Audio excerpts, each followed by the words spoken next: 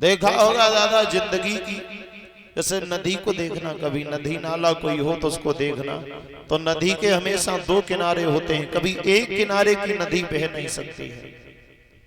नदी के हमेशा दो किनारे होते हैं। वैसे ही जब भवसागर की नदियां है, इसमें भी दो ही किनारे हैं, एक तरफ सुख खड़ा है, दूसरी तरफ दुख खड़ा है।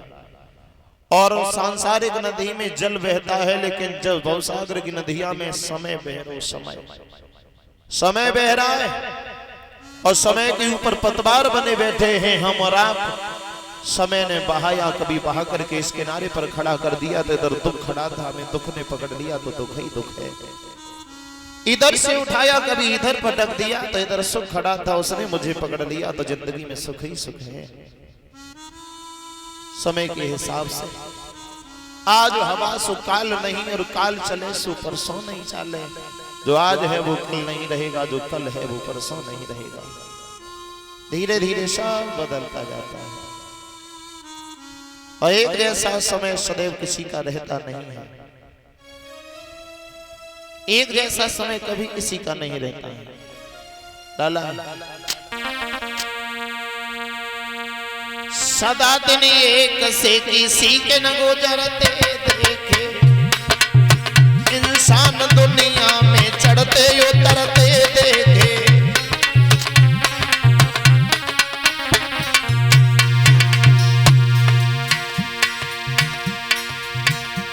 जिन लोगों ने किया था यहाँ लाखों का लेना देना, लाखों का लेना देना, आज पैसा पैसा को हाथ फैलाते देखे।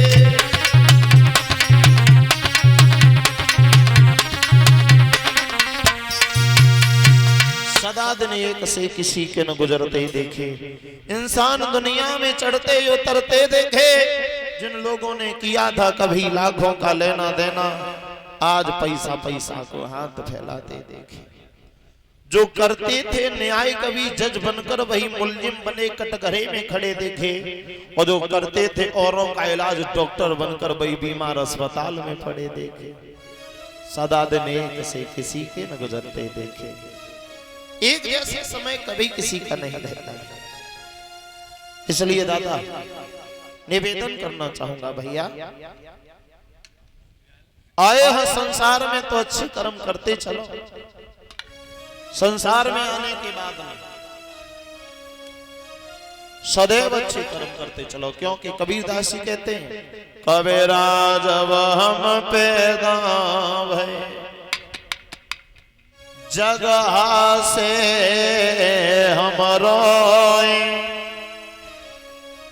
अब ऐसी करनी कर चला जो हम हासे जग रोए। संसार में आए हो, कबीरदास जी कहते हैं, जब भी बच्चा पैदा होता है तब क्या करता है? रोता है। बच्चा जब पैदा होता है तब रोता है। घर परिवार में रिश्तेदार में खबर पर चले कि लला घर में वो है, तो सब लड़ुआ लेके आते, सब लोग बड़ी खुशी मनाते हैं, लड़ुआ बैठते हैं। लेकिन बच्चा उस वक्त रोता है। तो कबीरदास जी कहते हैं, कबीरा जब हम पैदा भये, जब हम सभी पैदा हुए थे तब रो रहे थे, रो रहे थे। लेकिन संसार के लोग, घर परिवार के लोग सब हंस रहे थे, खुशी मना रहे थे। अब संसार में आ ही गए हो तो ऐसी करनी कर चला जो हम हंसी जग रोए। अब संसार में आए हो तो ऐसे कर्म करते चलो जो मैं तो यहाँ से हंसता हंसता चला जाऊं, और मेरे बिरहे में बाद में लोग, अगर किसी को भी मेरी मौत का समाचार मिले तो उसकी आंख में एक बार आंसू जरूर आ जाए। अगर मृत्यु का समाचार कोई सुन भी ले तो उसकी आंखें एक बार भरे आए। इतना अपना स्नेह प्रेम और इतना लोगों के दिलों में अपना राज बना के जाइए, अधिकार बना के जाइए। कहीं ऐसा ना हो दरवाजे पे तुम्हारी लाश धरी हो, पड़ोसी अगरबत्ती घर में घुमा तो भली करी भगवान 4-6 महीना पहले ही समेट ले तो ज्यादा बढ़िया रहती। तुम्हारे मरने के बाद में लोग खुशी मनाए तो समझ लेना तुम्हारी जिंदगी कोई ज्यादा अच्छी नहीं है, अच्छी नहीं रही है। और तुम्हारे जाने के बाद में हर इंसान के आंख में आंसू हो तो समझ लेना तुम्हारी जिंदगी बहुत अच्छी रही होगी। और जिंदगी भी अच्छी है, मरने के बाद भी गति भी अच्छी है।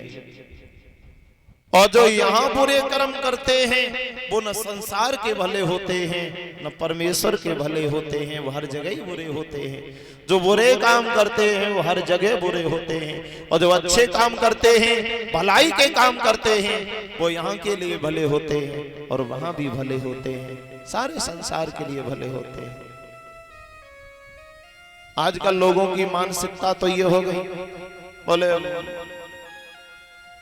बहुत उल्टे सुल्टे काम करेंगे, पाप करेंगे, और पाप करने के बाद में फिर मन में सोचे चलो कोई बात नहीं, पाप कर लो, थोड़े पुण्य कर लो, कथा भागवत करवा ले, पूजा पाठ कर लो, तीर्थ यात्रा कर आओ, सब पुण्य में पाप खत्म हो जाए। तो सज्जनों ये दिमाग से बिल्कुल निकाल देना कि तुम्हारे पुण्य करे वैसे तुम्हारे पाप कटत हो गए, ये बिल्कुल गलत है।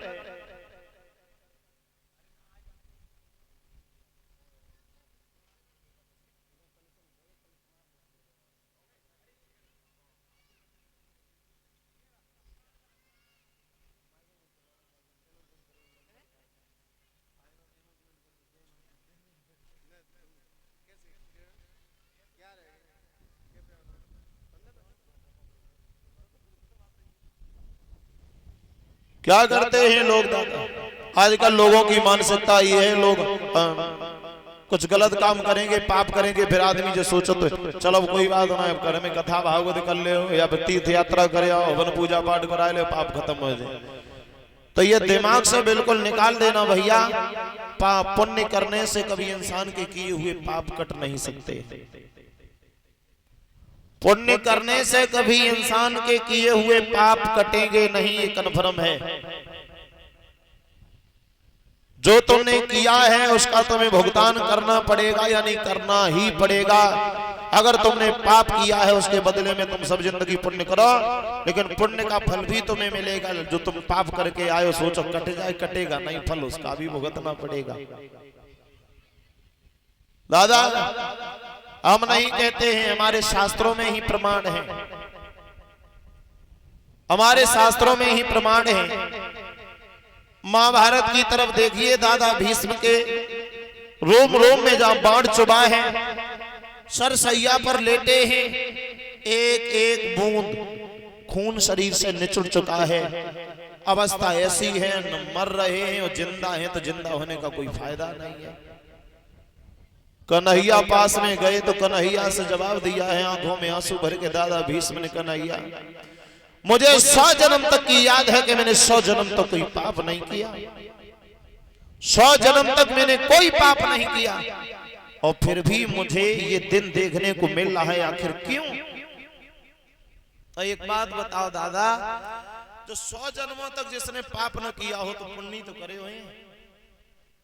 जो आदमी कभी पाप करता ही नहीं वो पुण्य तो करता होगा। फिर तो 100 जन्मों तक कोई पाप नहीं किए, तो जो भी किया होगा पुण्य ही किया होगा, जितना भी किया होगा। कन्हैया ने जवाब दिया, 100 जन्मों की बात ना है, आगे बढ़ा और ऊपर बढ़ा थोड़े। कभी तुम राजा हुआ करते थे 100 जन्म से पहले, रास्ते में जा रहे थे, कोई सर्प था रास्ते में, आपने उस सर्प को चाबुक से उठाया, फेंक दिया, वो जाके कांटों में कहीं उलझ गया, जैसे तड़प तड़प के वो मरा है, उसी का फल तुम्हें आज मिला है। तो याद रखना संत जनों, 100 जन्म के भीष्म दादा के करे हुए पुण्य और एक जन्म को छोटो पाप नहीं काट पाए, जो ने 100 जन्मों के बाद में भुगतना पड़ा। 100 जन्म के किए हुए भीष्म दादा के पुण्य और एक जन्म का एक छोटा पाप नहीं काट सके, जो उन्हें 100 जन्मों के बाद में उसको भुगतना पड़ा। और सुनिए, धर्मराज युधिष्ठिर ने कभी जीवन में झूठ नहीं बोला, साक्षात धर्म के अवतार हैं, धर्म के अवतार हैं, धर्मराज ने कभी झूठ नहीं बोला। लेकिन दादा कन्हैया के कहने से, स्वयं विधाता के कहने से, परमेश्वर के कहने से एक बार केवल छोटा सा झूठ बोल दिया था। अश्वत्थामा हतः, सुदामा मारा गया द्रोणाचार्य के सामने, एक छोटा सा झूठ बोल दिया, सारे जीवन में कभी झूठ नहीं बोला। तो भैया याद रखना, जब गए हैं संसार छोड़ करके, तो सब लोग जानते हैं, प्रमाण मिलता है धर्मराज युधिष्ठिर को भी एक क्षण के लिए नरक में जाना पड़ा था। एक क्षण के लिए वो भी नरक में गए। पूछा क्यों गए? बोले इसीलिए गए क्योंकि उन्होंने जीवन में एक झूठ बोल दिया था, जो साक्षात धर्म और तीनों लोगों के नाथ के कहने से झूठ बोल रहे हैं। वो धर्मराज युधिष्ठिर कन्हैया के कहने से झूठ तो बोले गए, लेकिन बाद में नरक में जाने से कन्हैया भी नहीं रोक पाए, जाना पड़ा। तो इसलिए निवेदन है, ये दिमाग से बिल्कुल निकाल देना कि हम पाप करें तक बाद पुण्य कर लें तो हमारे पाप खत्म हो जाए, ऐसो का चुनाव हो। तो जिंदगी में सबसे बड़ी पुण्य कौन सी होती है पता है? जरूरी नहीं कि बहुत बड़ी कथा भागवत करवा लें, बहुत बड़ो भंडारो कर दें, पूरे समाज पूरे क्षेत्र को जरा खवा दें तो हमने पुण्य कर लें। सबसे बड़ी पुण्य यह है कि हम पाप करना छोड़ दें। सबसे बड़ी पुण्य यही होती है कि हम पाप करना छोड़ दें और कोशिश ये करें कि हमारे शरीर से कोई भी किसी भी प्रकार का कोई पाप न हो।